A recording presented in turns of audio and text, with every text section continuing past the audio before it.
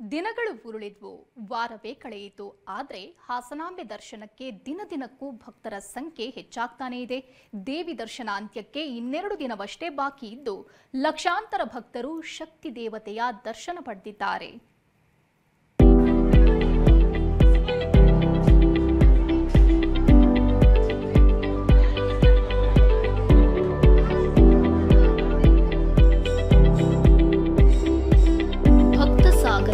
ಹರಿಯುತ್ತಿದೆ, ಗಣ್ಯರ ದಂಡು ಬರ್ತಿದೆ.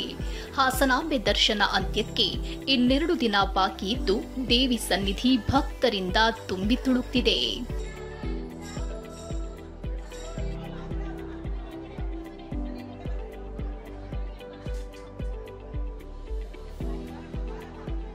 ವರ್ಷಕ್ಕೊಮ್ಮೆ ದರ್ಶನ ನೀಡುವ ಹಾಸನಾಂಬೆ ದೇವಿಗೆ ನಮಿಸಲು ಭಕ್ತರ ದಂಡೇ ಬರ್ತಿದೆ.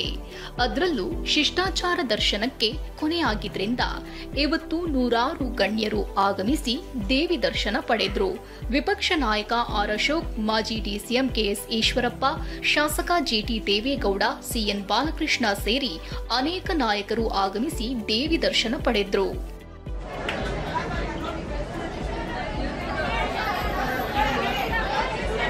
ಇನ್ನು ನಟ ವಿಜಯ ರಾಘವೇಂದ್ರ ಸೇರಿ ಅನೇಕ ಕಲಾವಿದರು ಇವತ್ತು ಶಕ್ತಿ ದೇವಿಗೆ ನಮಿಸಿದ್ರು.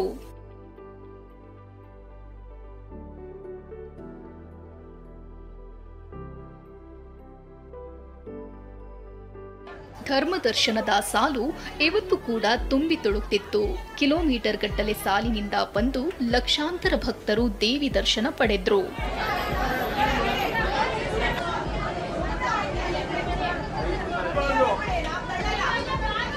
ಇಂದು ಶಿಷ್ಟಾಚಾರ ಪಾಲನೆಯ ಕೊನೆಯ ದಿನವಾಗಿದ್ದು ಹಲವು ಗಣ್ಯರು ಇವತ್ತು ದೇವಿಗೆ ನಮಿಸಿದ್ರು. ಇನ್ನು ನಾಳೆ ನಾಡಿದ್ದು ಸಾರ್ವಜನಿಕರಿಗೆ ಮಾತ್ರ ದರ್ಶನ ಇರಲಿದೆ. ಅಕ್ಟೋಬರ್ 23ಕ್ಕೆ ಹಾಸನಾಂಬೆ ದೇವಿಯ ಗರ್ಭಗುಡಿಯ ಬಾಗಿಲು ಮುಚ್ಚಲಿದೆ. ಮಂಜುನಾಥ್, TV9 ಹಾಸನ.